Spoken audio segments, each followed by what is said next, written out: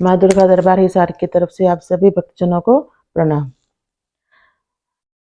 जैसे कि आप जानते हैं कि हमेशा हम जो विषय लेकर आते हैं वो हर बार एक विषय अलग ही होता है और ये बिल्कुल ही साधारण तरीके से आप सभी को बताया जाता है। इसके अंदर कोई फंड नहीं होता, कोई किसी प्रकार का आपको ज़्यादा एफर्ट्स नहीं करने वाले होते। जो भी बताया जाएगा सिंपल साधारण तरीके से ही बताया जाता है। जो आज का हमारा विषय है वो है शिवरात्रि पर। आप सभी भक्तजनों को सर्वप्रथम तो शिवरात्रि की बहुत-बहुत बधाई जो अब जल्दी ही आने वाली है 15 फरवरी को।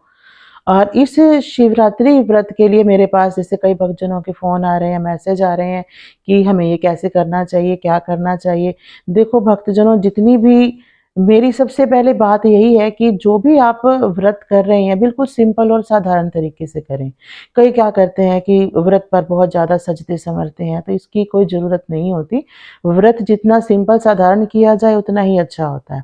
इस दिन जैसे सभी के मन में ये प्रश्न है कि इस दिन कौन से कपड़े पहने, क्या खाएँ, क्या चढ़ाएँ शिवलिंग पर, किस समय चढ़ाएँ, पूजा कैसे करनी चाहिए और पूजा करने के बीच-बीच में हमें जैसे बीच-बीच में इंटरवल्स जो होते हैं कि कोई कहता है इस समय पूजा करनी चाहिए, कोई कहती है दोपहर के समय अच्छी है, कोई कह रहा है रात के समय अच्छी होती है। तो ये भी सभी के मन में जो प्रश्न चल रहे हैं, इसके बारे में मेरे पास कई प्रश्न आए हैं।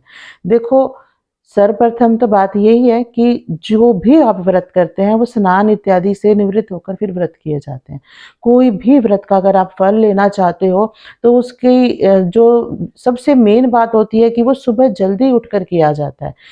इसका सबसे मेन कारण यही होता है कि अगर आप दिन में ये कोई भी पूजा पाठ करते हो, किसी भी देवी देवता की करते हो या कोई जप करते हो तो उसके अंदर आपको डिस्टर्बेंस क्रिएट रहती है। जो बच्चे कहते हैं कि हमारा तो मन नहीं लगता, हमारा ध्यान नहीं लगता, सबसे बड़ा और मेन कारण तो यही होता है।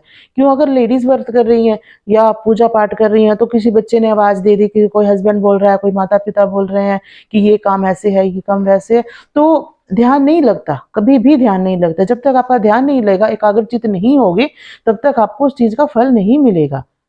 ठीक है? तो सुबह सवेरे जितनी जल्दी हो सके आप सुबह उठकर पूजा को करें। जो ऐसे अभी व्रत है तो व्रत के दिन भी आप सुबह जल्दी उठें और सुबह जल्दी उठकर ही आप जल चढ़ाएँ। अगर अब जैसे शिवरात्रि है, कोई कहता है हमें दूध अभिषेक करना है, कोई जल से अभिषेक करना है। देखो हर किसी के अपने-अपने विधि-विधान होते हैं। मैं किसी के विधान को कोई गलत नहीं ठहरा रही। अब मानने में तो मेरे पास भी बहुत कुछ है, मैं भी आपको बता दूँ कि सरसों का तेल चढ़ाने से ये होता है, मूँग की दाल, मसूर की दाल चढ़ाने से ये होता है, मूँग की दाल चढ़ाने से, पंचामृत चढ़ाने से। देखो, हर किसी का अपना-अपना सामर्थ्य होता है, अपना-अपना विश्वास होता है। अगर आप सच्चे मन से पानी भी चढ़ाएँगे, जल भी चढ़ाएँगे, ठीक है? तो वो भी बहुत ज़्यादा लगेगा। अगर एफर्ट्स करना चाहते हैं तो अच्छी बात है, करिए, उसका फल मिलता है, ऐसी बात नहीं है कि नहीं मिलता, मिलता है। लेकिन अगर आपके मन के अंदर श्रद्धा और विश्वास पूरा है, तो उससे जो फल मिलेगा वो बहुत ही ज़्यादा मिलेगा।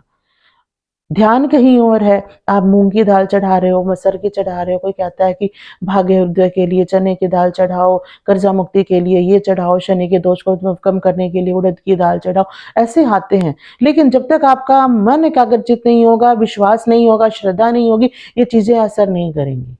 ये सारे काम आप करो, हम मना नहीं कर रहे हैं, करो। लेकिन इसके लिए ना आप श्रद्धा और विश्वास पूरा रखो कि भोले बाबा हमारी बात पूरी सुनेंगे, ठीक है ना? तो ये काम करके आप ये काम कर सकते हो।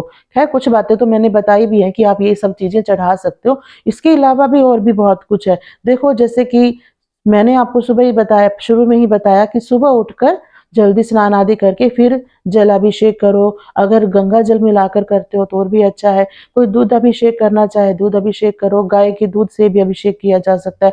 पंचामृत से स्नान करवाना सबसे बढ़िया होता है। देखो अगर हम कहें कि आप घी से स्नान करवाएँ, देसी घी से जो गाय का घी होता है तो बहुत अच्छा माना जाता है शिवलिंग पर अभिषेक के लिए। लेकिन हर किसी का इतना सामर्थ्य नहीं हो पाता कि वो कर पाए। तो आप पंचामृत बनाएँ, ठीक है? उसके अंदर आपका दूध भी आ जाएगा, दही भी आ जाएगा, शहद भी आ जाएगा, आपका जल भी आ जाएगा और साथ में घी आ गया और जो ये मीठा है, इसमें मीठा भी आ गया, तो इन सबको मिलाने से एक तो पंचामृत का महत्व हमारे जो ग्रंथ है उसके अंदर वैसे ही बहुत ज़्यादा है। दूसरा, पंचामृत बनाने से वो सारी की सारी चीज़ें आ जाएँगी दूध समेत, और ये सब अब जब आप इससे जल से इन सब से अभिषेक करके उसके बाद में फिर आप जल से अभिषेक करते हो, तो उसका जो पुण्य है वो कई गुना बढ़ जाता है। तो ये साधारण सा तरीका है कि आप पंचामृत बनाएँ, अपनी श्रद्धा अनुसार बनाएँ, जितना आप बनाना चाहते हैं। 1 कटोरी, 1 लोटा, जितना भी आप बना सकते हैं। पंचामृत से प्रभु को स्नान करवाएँ, ठीक है? और उसके बाद में गंगा जल से स्नान करवाएँ।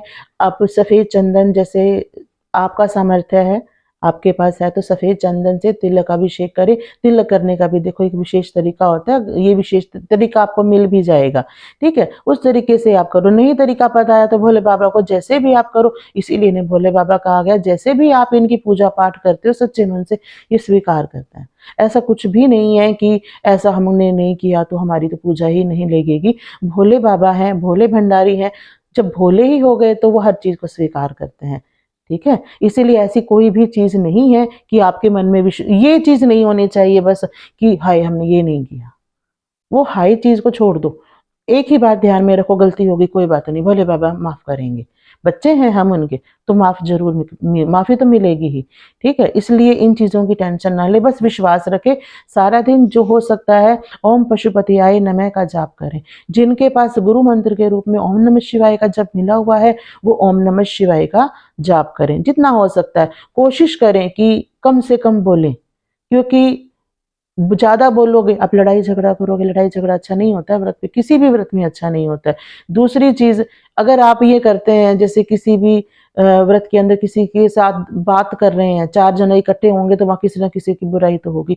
कोशिश करें आप बचें, क्योंकि इस दिन का जो महत्व है हमारे ग्रंथों के अंदर, हमारे वेदों के अंदर भी बहुत भी बड़ा है, और साधकों के लिए तो ये बहुत ही शुभ समय होता है, जिस दिन आप अपनी साधना को बहुत प्रचंड रूप से बढ़ा सकते हैं, ठीक है? अब इसके लिए आप सुबह का समय चुनें, जो जलाभिषेक के लिए मैंने आपको बताया, जलाभिषेक या जो भी अभिषेक आप करना चाहें, ठीक है? बेलपत्र इनके सर्वप्रिय है, धतूरा प्रिय है, तो वो आप चढ़ा सकते हैं। फलों में बेर प्रिय है। देखो फल में जो बेर है खाए जाते हैं, इसलिए खाया नहीं जाता, और कईयों का प्रश्न ये है कि खाने में और क्या-क्या होना चाहिए? देखो खाना जितना हो सके साधारण रखें। और क्या करते हैं, चिप्स खाते हैं, सारा दिन चिप्स खाते हैं, सुबह खा लिया, दोपहर को खा लिया, शाम को खा लिया।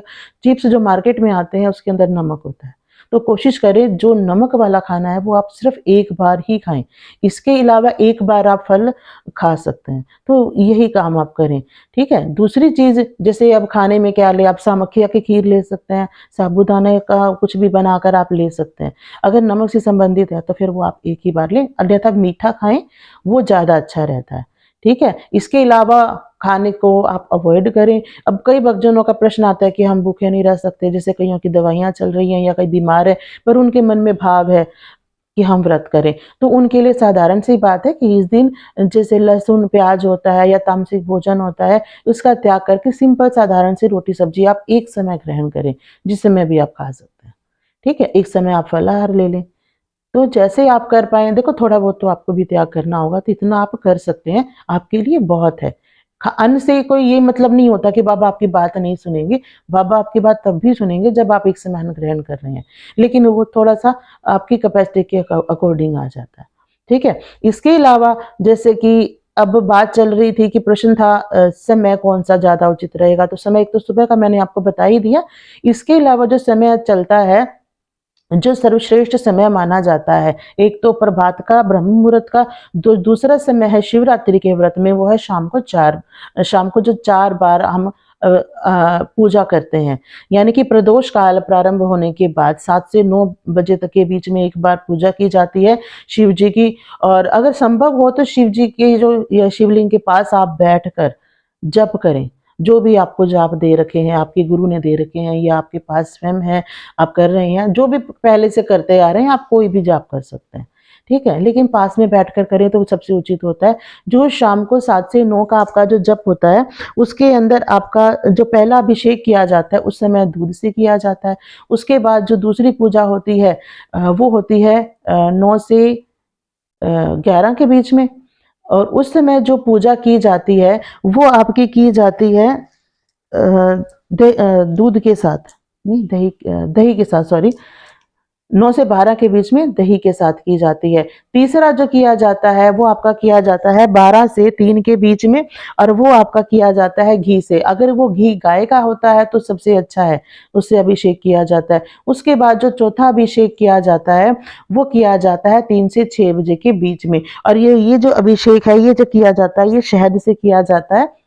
ठीक है। अब जो ये 4 अभिषेक हैं, ये बहुत ही महत्वपूर्ण माने जाते हैं। अगर आपके पास इनमें से किसी भी सामग्री की कमी है, तो आप सिर्फ जल से भी आप अभिषेक कर सकते हैं। जल के अंदर थोड़ा-सा गंगा जल मिलाएँ और आप उससे भी अभिषेक कर सकते हैं।